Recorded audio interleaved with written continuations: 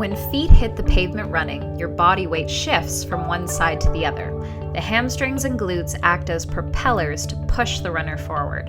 Pilates targets all of these areas to teach us to use our core to balance ourselves. Side kicks are great for strengthening gluteus medius, the side of your bum. Bring your feet wider than hip width to start. Tip over to one side and shift all of your weight onto your standing leg.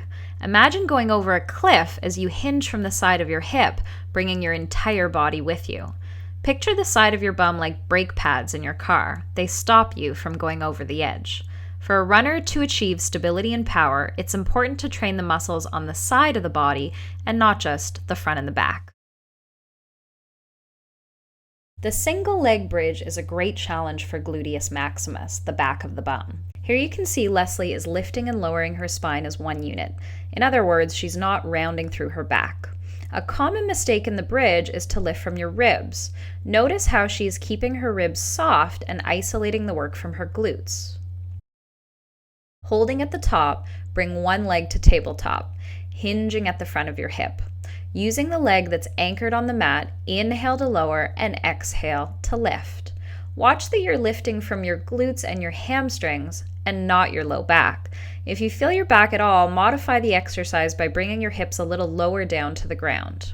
With control, stay at the top and lower the same leg down. Inhale to prepare. Exhale, bring your other leg to tabletop and repeat the same 8 reps on the other side. Notice now that you're working on the other leg if there's any big differences from side to side. In addition to working your glutes, this exercise is great for stability through your hips and pelvis.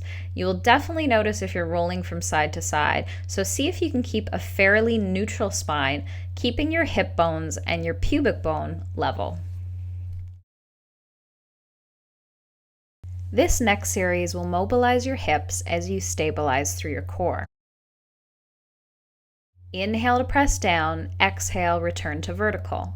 Inhale, press from the back of your bum. Exhale, hinge at your hip, back up to the sky. Notice if you're able to keep your pelvis in neutral with your hip bones and pubic bone level. This next exercise allows you to roll through your ankles.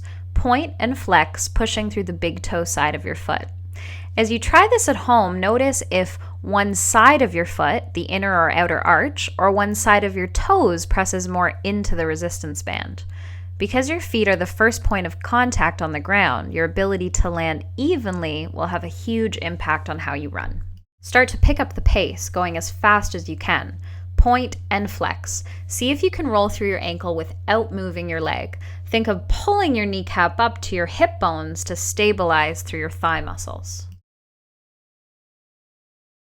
Staying up at the top, begin to arc the baby toe side of your foot away from your body. Think of waving like the queen as you hinge from the outside of your ankle. This one may be even more challenging for you to keep your leg still and only move from your ankle. It's very effective for strengthening your everter muscles on the outside of your foot, ankle, and up the outside of your lower leg. Last exercise.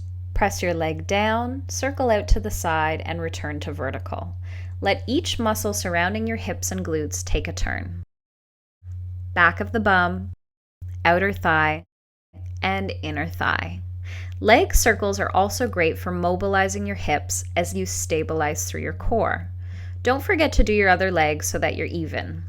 Try this exercise series as a warm-up before you run, or even a 15-minute daily routine to tackle the side and back of your bum, challenge mobility through your hips, and strengthen the smaller muscles in your feet.